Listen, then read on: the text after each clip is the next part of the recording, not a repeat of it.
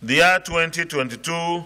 On December 21st, 2022, the President of the Senate, Senator Ahmad Lawan, read a letter from President Muhammadu Buhari requesting that the upper chamber approve the restructuring of 23.7 trillion naira ways and means advances given to the federal government by the Central Bank of Nigeria. The ways and means advances by the Central Bank of Nigeria, CBN, to the federal government has been a funding option available to the FGN, to the federal government, to cater for short-term or emergency finance to fund delayed government expected cash receipts or fiscal deficits.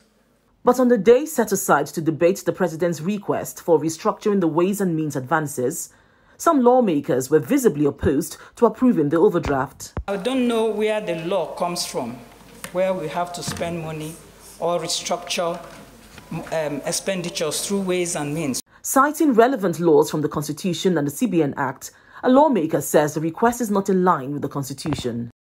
It will be wrong for the Senate to approve this thing without having details how these monies were spent. With the tensions in the chamber and the disapproval by some legislators, the Senate suspended President Buhari's request to restructure the 23.7 trillion naira ways and means advances, but recommended that 1 trillion naira from the ways and means advances be used to fund the 819 billion naira supplementary budget already passed by the Senate. The upper chamber also set up a committee to liaise with the CBN and Ministry of Finance to get details of what the monies were spent on.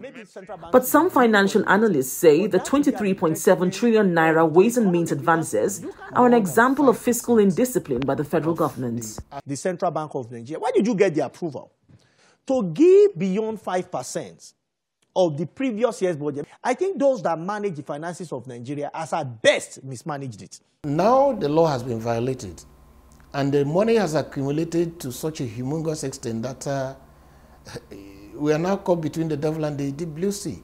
Analysts are also alarmed that the move would hike Nigeria's official debt load by more than half, propelling the country's debt stock to 77 trillion naira by May 2023, according to a forecast by the Debt Management Office. Are we even going to ever be able to pay these monies back? Because it's huge. If we are paying as much as 4 trillion naira, what is the expected revenue in 2023 budget? Expected revenue is lower than what you're expecting as borrowing, and you already have debt service.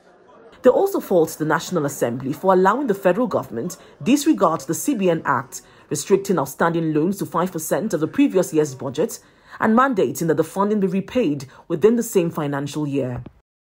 The legislature that is giving powers of control and oversight over public finances, where were they? Have they not been seeing the budget implementation reports? Did this 23 trillion accumulate in a day? It accumulated over a period of 10 years. But the accentuation of the accumulation happened in the Buhari presidency. They failed in the discharge of their duties. So any grandstanding now is not acceptable. Nigeria has no choice but to repay this debt.